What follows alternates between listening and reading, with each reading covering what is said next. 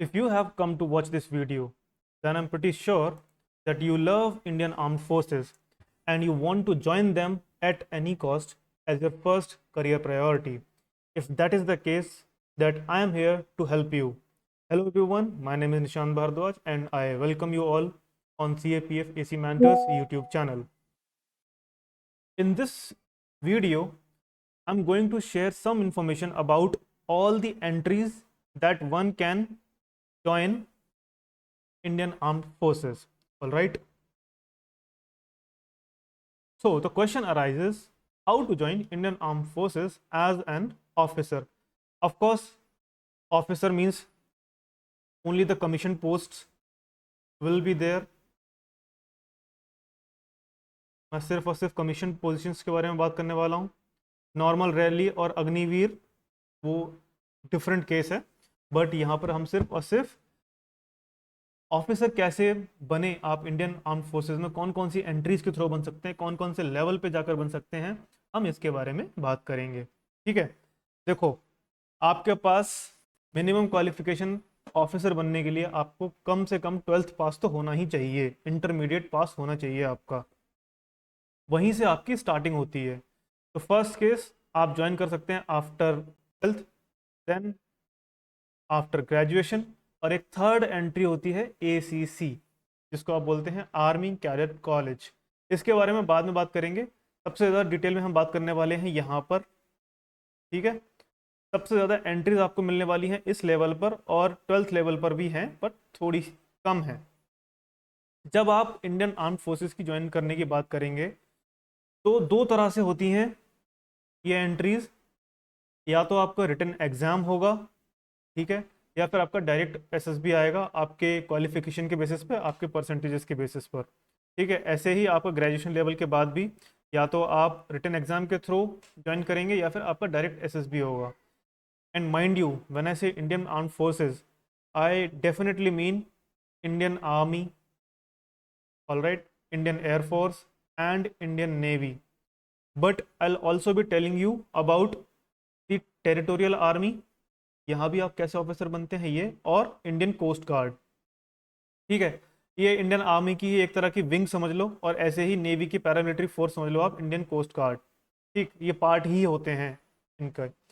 And of course you already know how to join CAPFs as an assistant commandant, तो उसके बारे में तो हम ज़्यादा बात नहीं करेंगे. बट यस, आज का हमारा जो एजेंडा है वो है Indian armed forces, right. So I will be telling you all the entries starting from your class 12th. जैसे ही आप 12th पास करेंगे, B it your commerce side, arts, PCM और PCB, you become eligible to join Indian Armed Forces, and for that you need to write one exam which is conducted by UPSC, and it is called NDA exam, National Defense Academy exam. अब देखो ये exam सभी लोग दे सकते हैं, ठीक है, जो भी आपकी स्ट्रीम हो उससे फ़र्क नहीं पड़ता है. आप सिर्फ और सिर्फ 12th पास होने चाहिए और आप Indian army as an officer join कर सकते हैं. ऑफ कोर्स रिटन एग्जाम के बाद आपका SSB होगा, but this is one entry. ठीक, लेकिन इसमें कुछ एक स्पेसिफिकेशन है, जैसे कि एयरफोर्स और नेवी, इन दोनों के लिए सिर्फ और सिर्फ PCM ही मैंडेटरी है, कोई और कॉमर्स, आर्ट्स या बायो वाले ज्वाइन नहीं कर सकते. ठीक है, तो यहाँ पे थोड़ा स्पेसिफिकेशन आ जाता है, बट आर्मी वेलकम्स एवरीवन. ठीक, तो 12th पास आप किसी भी साइट से करें हो, आप आर्मी ज्वाइन कर सकते हैं. जैसे एयरफोर्स और नेवी अलग से PCM वालों को अपॉर्चुनिटी देते हैं, इसी तरह से PCB वाले जो बायो वाले बच्चे होते हैं, इनको भी डॉक्टर बनने का मौका मिलता है इंडियन आर्म्ड फोर्सेस में. And for that you have to write, bio candidates, you have to write a separate exam of Indian armed forces medical college AFMC Pune. ठीक है, आप ये एग्ज़ाम लिखेंगे, आप इसको क्वालिफाई करेंगे, फिर आपका MBBS में एडमिशन होगा, और through that you can join Indian armed forces. Of course आपका लेवल और रैंक जो सब इक्विवेलेंट होगा सारे ऑफिसर्स के, बट बस आप मेडिकल लाइन में काम करेंगे. ठीक है, ये तो हुआ आपका एक जहाँ पर आपको रिटन एग्जाम देना है, जैसे मैं आपको बताया ना, रिटन होगा या फिर एक आपका एसएसबी होगा, तो ये तो रिटन एग्जाम की बात हो गई। दूसरा मैंने बताया था आपको डायरेक्ट एसएसबी मिलेगा जब आपके परसेंटेज 12th क्लास में बहुत ज़्यादा हाई होंगे, ठीक है। और ये सिर्फ और सिर्फ आपके पीसीएम वाले बच्चों के लिए ही होता है, क्योंकि यहाँ पे फिजिक्स और मैथ्स के परसेंटेज देखे जाते हैं। किस किस के? Physics, chemistry, maths and English, इनके परसेंटेज देखे जाते हैं। और परसेंटेज आजकल काफ़ी हाई मांगते हैं, मतलब 70 क्यों, अब तो आप 85% से तो आपका ऊपर ही होना चाहिए मिनिमम, ठीक है। तो देखो, डायरेक्ट एंट्री आफ्टर 12th दो तरह से होती है, एक आर्मी में होती है, एक नेवी में होती है, ठीक है। जिसको हम आर्मी की जो वैकेंसी होती है उसको बोलते हैं हम टीईएस, टेक्निकल एंट्री स्कीम, और नेवी वाली को बोलते हैं आप बीटेक एंट्री। इनकी क्वालिफिकेशन क्या है? क्वालिफिकेशन बहुत सिंपल है, आप पीसीएम से होने चाहिए, आपके परसेंटेज काफ़ी अच्छे होने चाहिए, लाइक 85, 80, 90% ऐसे होने चाहिए, ठीक है। तो आपको डायरेक्ट एसएसबी कॉल आएगा। ऑफ कोर्स इसकी सबकी एंट्रीज अलग अलग आएंगी, आपको अलग अलग फॉर्म भरे जाएंगे, और फिर वहाँ से शॉर्टलिस्ट होकर आपके पास ईमेल भी आएगा कि हाँ आप एसएसबी के लिए शॉर्टलिस्ट हो गए हैं, then you have to go to SSB. अभी रिसेंटली इसमें एक और क्वालिफिकेशन ऐड करी गई है जिसका नाम है आपका जो आईआईटी का जेईई का एग्ज़ाम होता है उसका मेंस आपका एटलीस्ट क्वालिफाई होना चाहिए, यानी आप मिनिमम कट ऑफ तो पार करके जाएंगे ही। पहले नहीं था ऐसा, ठीक है, 2012, 13, 14 में ऐसा नहीं था। व्हेन आई वाज प्रिपेयरिंग तो मैं गया था एसएसबी देने, बट मेरा हुआ नहीं एसएसबी, वो अलग बात है। लेकिन यहाँ पर आप अपना ये एक ऐड कर दी गई है क्वालिफिकेशन, इसका ध्यान रखेंगे, ठीक है। अच्छा एक बात समझो, मैं आपको बहुत सारी एंट्रीज बताने वाला हूँ, लेकिन एक वीडियो में सबकी स्पेसिफिक डिटेल्स बताना आसान नहीं है। तो जैसे ही आपको अपनी कुछ कैटेगरी पता लग जाए कि आप कौन सी कैटेगरी में लाए करते हैं, तो आई वुड रिक्वेस्ट कि आप उसकी सारी की सारी इन डेप्थ क्वालिफिकेशन चेक करेंगे अपने अकॉर्डिंग, और वेट करेंगे उस एग्ज़ाम का, उस नोटिफिकेशन के आने का, ताकि आप उसको फिल कर सकें। तो 12th लेवल की बात तो सिर्फ इतनी सी ही है। 12th लेवल पे आप अपना बायो से हैं तो आप एएफएमसी लिखिए, किसी भी और नॉर्मल ग्रेजुएशन बीकॉम, सॉरी आपका कॉमर्स से हैं, आर्ट्स से हैं, पीसीएम पीसीबी किसी से भी हैं, तो आप आर्मी भी ज्वाइन कर सकते हैं, ठीक है, एनडीए के एग्ज़ाम के थ्रू। थोड़ा दिक्कत यहाँ पे इसलिए आ जाती है और बच्चों को, बायो वालों के लिए, आर्ट्स वालों के लिए, क्योंकि यहाँ पे जो एनडीए का एग्ज़ाम होता है इसमें मैथ्स भी आती है, राइट, मैथ्स, तो वो कष्टदायक हो जाती है, इसलिए आप नहीं कर पाते। लेकिन जैसे ही आप मैथ्स को हैंडल कर पाएँ अगर, तो आप सबके साथ जा सकते हैं। और फिर एयरफोर्स और नेवी के अपने क्वालिफिकेशन अलग हैं ही, उनको पीसीएम वाले चाहिए फॉर श्योर। और जो डायरेक्ट एसएसबी आता है, आर्मी में टेक्निकल एंट्री स्कीम के थ्रू और नेवी में बीटेक एंट्री के थ्रू, दोनों के लिए पीसीएम चाहिए विद हाई परसेंटेज, एंड आपका आईआईटी का एग्ज़ाम जो है क्वालिफाई होना चाहिए, ठीक है। अब आते हैं वहाँ पर जहाँ भरमार है एंट्रीज़ की, और वो है आपका आफ्टर ग्रेजुएशन। देखो, जहाँ रिटन एग्ज़ाम की बात आती है, सबसे पहले तो आपको मौका मिलेगा यूपीएससी के ही दूसरे एग्ज़ाम के थ्रू, जिसका नाम है CDS, combined defence services. Of course इसमें भी पहले रिटन एग्ज़ाम होगा, फिर आपका एसएसबी होगा। इस पेज पर आप जितनी भी एंट्रीज देख रहे हैं, इसमें सब में आपको रिटन एग्ज़ाम प्लस एसएसबी के थ्रू जाना पड़ेगा, ठीक है। कंबाइंड डिफेंस सर्विसेज बोल रहा हूँ, इसका मतलब आप आर्मी, नेवी, एयरफोर्स, या फिर आर्मी ओटीए के थ्रू, ऑफिसर्स ट्रेनिंग एकेडमी के थ्रू ज्वाइन कर सकते हैं। अब अगर आपने नॉर्मल ग्रेजुएशन किया है, जैसे BCom, BSc, BA, then you are eligible for IMA and OTA. But अगर आपने इंजीनियरिंग की हुई है, ठीक है, बीटेक है आपके पास, तो आप इंडियन नेवल एकेडमी और इंडियन एयरफोर्स एकेडमी के लिए भी एलिजिबल हो जाते हैं, ठीक है। तो यूपीएससी सीडीएस के थ्रू आप Indian military academy, officers training academy, Indian naval academy, Indian air force academy, सबको ज्वाइन कर सकते हैं। As far as the qualification is concern, IMA और ओटीए के लिए आपका ग्रेजुएशन 60% या उससे ज़्यादा होना चाहिए, ठीक। और अगर आप एक इंजीनियरिंग स्टूडेंट हैं तो फिर आप INA और एयरफोर्स के लिए भी एलिजिबल हो जाते हैं। ऑफ कोर्स आपके परसेंटेज 60% से ज़्यादा होने चाहिए भाई, ठीक है, ये मत बोलना, ये बोलना नहीं, ये मिनिमम क्वालिफिकेशन आपको 60% तो चाहिए ही चाहिए। ये तो कॉमन एग्जाम हुआ। अब जैसे मैंने 12th लेवल पे दिखाया था कि आपका आर्मी और नेवी अलग से एंट्री निकालती है, इसी तरह से आफ्टर ग्रेजुएशन इंडियन नेवी और इंडियन एयरफोर्स भी इंजीनियरिंग स्टूडेंट्स और एफ कैट में खैर सभी होते हैं, लेकिन हाँ Navy is very particular about technology, तो they give another entry for BTech guys. तो बीटेक वालों, आपको एक इंडियन नेवी का INET करके एग्जाम होता है, इसमें भी आपको पहले अपना रिटन देना है, उसके बाद आपका SSB होगा, ठीक है, ये भी एक एंट्री है। और एफ कैट कोई भी दे सकता है, इसमें भी आपका रिटन एग्जाम होगा, फिर SSB होगा, ठीक है, सारे ग्रेजुएट्स दे सकते हैं इसको। ऑफ कोर्स सबकी एंट्री वही 60% प्लस है, ठीक है। I have clear twice AFCAT, ठीक, एंड थ्राइस CDS, और एक बार भी SSB नहीं हुआ, हर बार निकल गया। खैर छोड़ो, ये तो रिटन एग्जाम वाली बात हुई सारी। अब थोड़ी डायरेक्ट एंट्री देख लेते हैं। यहाँ पर थोड़ी आपको ज़्यादा एंट्रीज मिलेंगी, क्योंकि एक बेसिक लेवल ऑफ एजुकेशन जो रिक्वायर्ड होता है वो आप अचीव कर चुके होते हो टिल ग्रेजुएशन।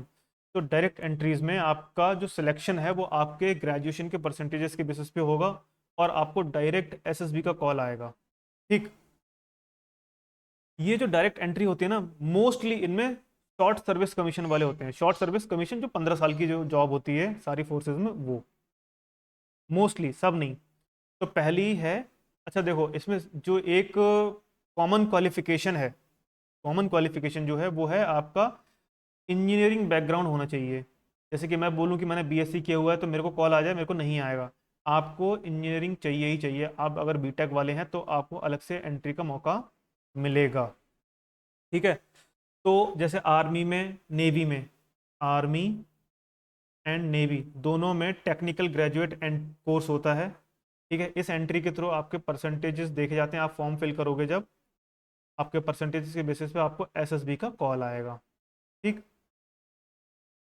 फिर आपका नेवी, एयरफोर्स और आर्मी में भी है शायद एयरफोर्स, और ऐसे ही होती है आपकी यूनिवर्सिटी एंट्री स्कीम। आपकी यूनिवर्सिटी के थ्रू ही आपके फॉर्म भरे जाते हैं, ठीक। जो बच्चे मेरिटोरियस होते हैं, जिनके परसेंटेज अच्छे होते हैं, CGP अच्छा होता है ग्रेजुएशन लेवल पे, उनको भी डायरेक्ट SSB कॉल आता है जब आप अपने फाइनल ईयर में होंगे बीटेक के, ठीक, तब। और एक फिर SSC टेक एंट्री भी आती है। ऑफ कोर्स ये मैन और वुमेन दोनों के लिए अलग अलग आती है, लेकिन हाँ चलो आती है। जब इन सब में अच्छे बच्चे नहीं मिलते हैं इनको, तो फिर SSC टेक के थ्रू इनको भर्ती करनी होती है, short service commission technical entry के थ्रू। दूसरी एक तरीका और है जहाँ पे आपका डायरेक्ट SSB के थ्रू आता है, SSB आता है, वो आता है NCC कैंडिडेट्स के लिए। इसका भी अलग से नोटिफिकेशन आएगा, अलग से नोटिफिकेशन आएगा, और आप फॉर्म फिल करेंगे, ठीक है।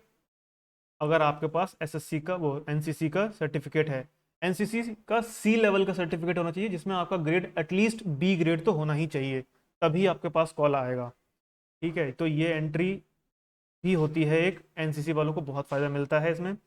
एंड ऑफ कोर्स आप जैसे CDS का या किसी और का भी फॉर्म भरेंगे, और अगर आपके पास सर्टिफिकेट है NCC का, तो वहाँ पर भी ऑप्शन आता है, पूछते हैं आपसे कि आपके पास C सर्टिफिकेट है NCC का या नहीं। तो अगर आप वहाँ पर यस बोलेंगे तो उधर भी यस का ऑप्शन क्लिक करेंगे, तो आगे जाके आपको प्रेफरेंस दी जाएगी, ठीक है। तो ये हुए डायरेक्ट एंट्री वाले। यहाँ तक देखो, 1 2 3, एक 4 5 6 7, लगभग 7 एंट्रीज मैंने आपको बता दी आफ्टर ग्रेजुएशन, जहाँ आप तीनों फोर्सेस को ज्वाइन कर सकते हैं as per your qualification. After 12th आपका 1 2 और एक 3 4, 4 एंट्री आपको मैंने 12th लेवल के बाद बता दी। और ये सिर्फ नॉर्मल ग्रेजुएशन जो आप BTech, BSc, BCom, BA ये सब जो करते हैं उनको मिल जाती है। अब यहाँ पर मैं आपको कुछ एक अच्छी चीज़ें बताने वाला हूँ। जैसे कि आपने कभी किसी न किसी वेब सीरीज में या किसी न किसी मूवी में देखा होगा कि इंक्वायरी होती है जब भी कुछ आर्मी में कुछ दिक्कत हो जाती है, कुछ केस में गड़बड़ हो जाती है कहीं पर, तो वहाँ पर एंट्री होती है। तो आपने नोटिस करा होगा कि वहाँ पर लॉयर्स भी होते हैं, वहाँ पर जजेस भी होते हैं, कमेटी बनती है पूरी। तो वो लोग कहाँ से आते हैं? वो लोग आते हैं इस एंट्री से, JAG एंट्री। और ये आर्मी में भी होती है, ठीक है, आर्मी में ही होती है एक्चुअली। जजेस एडवोकेट जनरल एंट्री, इसकी मिनिमम क्वालिफिकेशन है आपके पास LLB होना चाहिए एटलीस्ट 60% परसेंटेज के साथ, ठीक है। इसका आपका फिर से वही SSB से पहले आपका रिटन एग्ज़ाम होगा, और ये एंट्री अलग से ही होती है। तो लॉ वाले बच्चे भी एलिजिबल हो जाते हैं। तो शुरुआत में मैंने आपको बताया था कि मैं आपको एक चीज़ और बताऊंगा, जो कि होती है आर्मी कैडेट कॉलेज, ACC। देखो ये वाले कंप्लीट हो गए आफ्टर ग्रेजुएशन, जो आप कर सकते हैं ना। अब बहुत सारी एंट्रीज में ऐसे मिलेंगी कि हाँ आप जब ज्वाइन कर जाते हो फोर्स तो आपका प्रमोशन हो जाता है, या फिर लेटर ऑन। बट मैं एज अ फ्रेशर, जब आप आफ्टर 12th या आफ्टर ग्रेजुएशन ज्वाइन करना चाहते हैं, तब की बात कर रहा हूँ। लेकिन एक ACC ऐसी चीज़ है जो मैं बताना चाहूँगा आपको, क्योंकि इससे भी आप बहुत जल्दी ऑफिसर बन सकते हैं। मान लीजिए आपने अग्निवीर के थ्रू आपने ज्वाइन कर लिया है Indian army, Indian navy, Indian force, किसी को भी, और फिर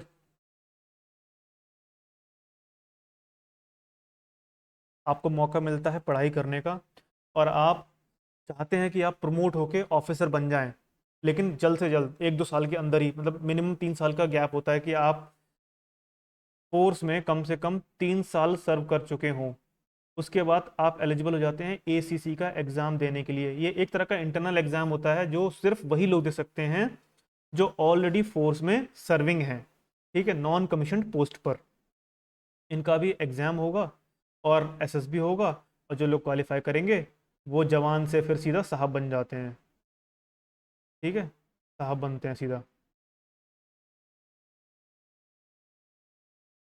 टेरिटोरियल आर्मी, जो कि आर्मी का ही एक पार्ट है, इनका बस काम है जब भी कोई आपदा देश में आती है तब ये लोग काम आते हैं।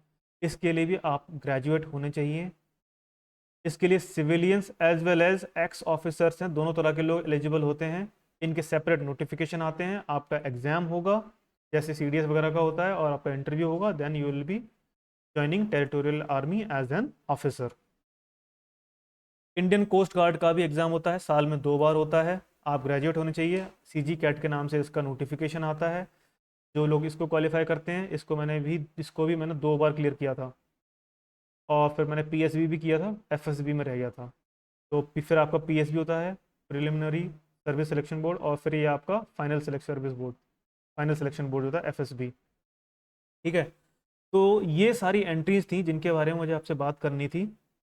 अब मैं चाहता क्या हूँ कि आप इन सभी की क्वालिफिकेशन की, आपकी परसेंटेज कितनी होनी चाहिए, आपको कहाँ पर कोटा मिलेगा, और आपके क्या नाम है, ग्रेजुएशन आपका किस में होना चाहिए, आपकी हाइट, वेट, आई साइट, सारी चीज़ें आप खुद चेक करेंगे डिटेल में हर एक एंट्री के लिए, ठीक है, ताकि आप एक सही रास्ता चुन सकें to join Indian armed forces. And I am sure कि आपको इससे थोड़ी बहुत हेल्प तो मिली होगी, अगर आप सच में एक ट्रू एस्पिरेंट हैं और ट्रू लवर हैं इंडियन आर्म्ड फोर्सेस के, तो आप इसमें से रास्ता ज़रूर ढूंढ लेंगे। ये सारी एंट्रीज बहुत फ्रेश हैं, ठीक है, एक ही जगह मैंने आपको सारी बता दी हैं, हर साल ये एंट्रीज आती हैं।